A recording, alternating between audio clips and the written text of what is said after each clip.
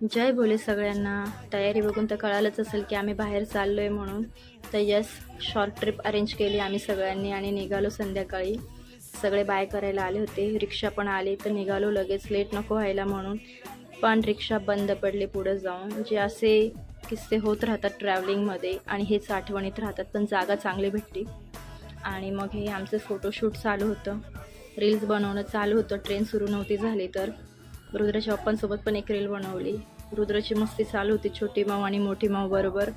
हे बाय करताय, कोणाला करताय माहीत नाही.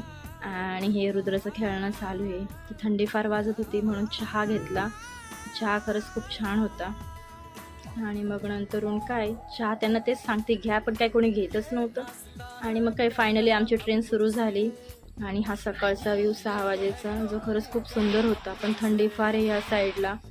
आणि मग काय, आमचं डेस्टिनेशन आलं फायनली. उतरलो आम्ही. आणि मग काय, रिक्षाही लकीली लगेच भेटली, तर निघालो आम्ही आमच्या स्पॉटवर जायला. शांतता फार होती, पण छान आहे. आणि यस, फायनली तुम्हाला कळालंच असेल आम्ही कुठं आलो आहे, शेगावला.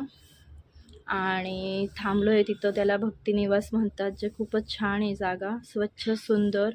आणि ह्या बसेस आहे जाण्यासाठी, ज्या फ्री असतात तिथं. रुद्राच्या पप्पा रूमवर आल्यावर लगेच झोपून घेतलं आणि रुद्र त्यांची गंमत बघतोय. आणि आमच्या मुलींची जायची तयारी चालू आहे जाण्यासाठी, म्हणजे पुढचे प्लॅनिंग्स करता येतील त्या हिशोबाने, जेवढं बघता येईल तेवढं बघू.